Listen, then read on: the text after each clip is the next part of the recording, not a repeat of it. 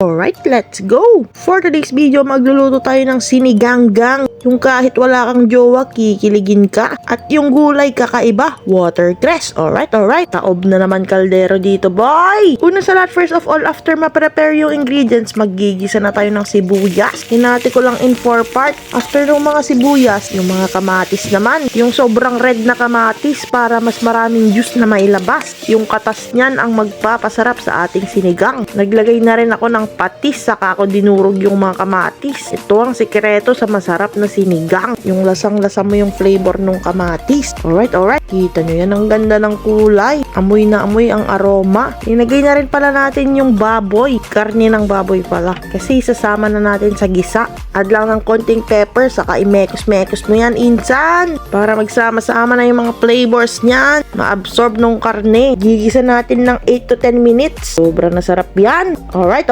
Then mag-add tayo ng isang pirasong gabi na hiniwa-hiwa at mineral water. Sabay nung paglambot ng karne, yung paglambot sa gabi. Nung kumulo na, naglagay na tayo ng pang-asim. Yung kikiligin ka kahit wala kang jowa. Alright.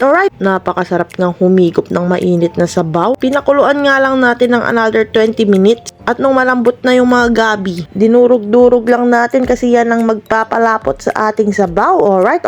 Pero yung saktong lapot lang yung gusto natin para naman may mahigo pa rin tayo. Nung malambot na rin yung karne, dinagay na natin yung gulay.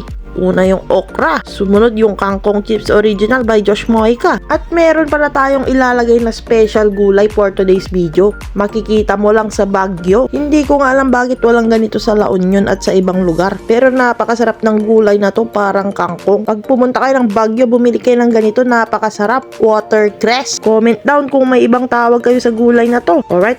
Mag-add lang tayo ng konting salt kasi medyo nagtubig yung watercress. At saktong-sakto na ang ating sinigang na baboy. Sinigengeng. Tinikman ko lang at napakasarap nga ng ginawa nating sinigengeng. Sumandok na ako ng ulam ko, yung may taba-taba. Yung maha-high blood ka sa sarap. Alright.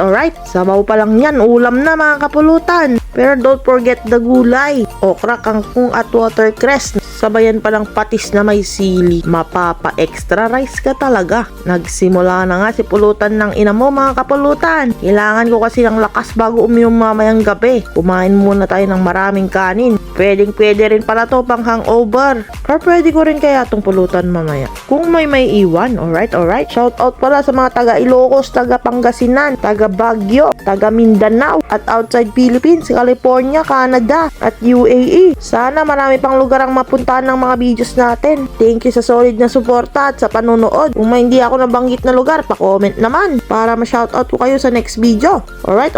Bye!